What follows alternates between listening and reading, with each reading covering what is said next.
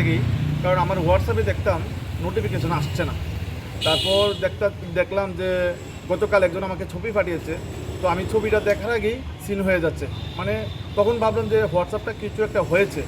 তারপর দ্বিতীয় বিষয়, আমি ফেসবুকেও পোস্ট দিয়েছি হয়তোবা এরকম হ্যাক হয়েছে আসল বিষয়, কিন্তু তারপর আজকে দেখলাম একটা পোস্ট, যে পোস্টটা নেট দুনিয়ায় দেখা যাচ্ছে।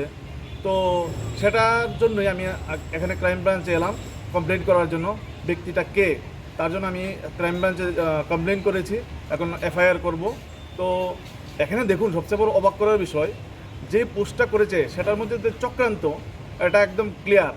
এই পোস্ট থেকে বিজেপি ত্রিপুরা, ডক্টর মানিক সাহা তাদেরকে ট্যাগ করা হয়েছে। আমি বুঝলাম না এটার মানেটা কি। যদি কোনো কিছু থাকে তাহলে তো তাদেরকে ট্যাগ করার প্রশ্ন আসে না। আরেকটা অবাক করার বিষয়, এই পোস্টের মধ্যেও যে লিখেছে, মানে যেরকম যে কোয়ার্টারে আসার জন্য নাকি বলা হয়েছে আইজিএম চুমুনিতে কোয়ার্টার। আমার তো আইজিএম চুমুনিতে কোনো কোয়ার্টার নেই। তো এতেই বোঝা যায় যে এটা একটা চক্রান্ত করে আমাকে দুর্নাম করার জন্য। কারণ আমি বামুটিয়াবাসীর কল্যাণে কাজ করে যাচ্ছি প্রতিনিয়ত। আপনারাও দেখছেন সোশ্যাল মিডিয়াতে বিভিন্ন রকম বিধায়ক উন্নয়ন তহবিল কাজ চলছে। তারপর বিভিন্ন অঙ্গনওয়াড়ি স্কুলের আমি পরিদর্শনে যাচ্ছি, বিভিন্ন কাজ পরিদর্শনে যাচ্ছি। তার জন্য তাদের সহ্য হচ্ছে না, আমাকে বদনাম করার জন্য এটা কাজ করা হয়েছে।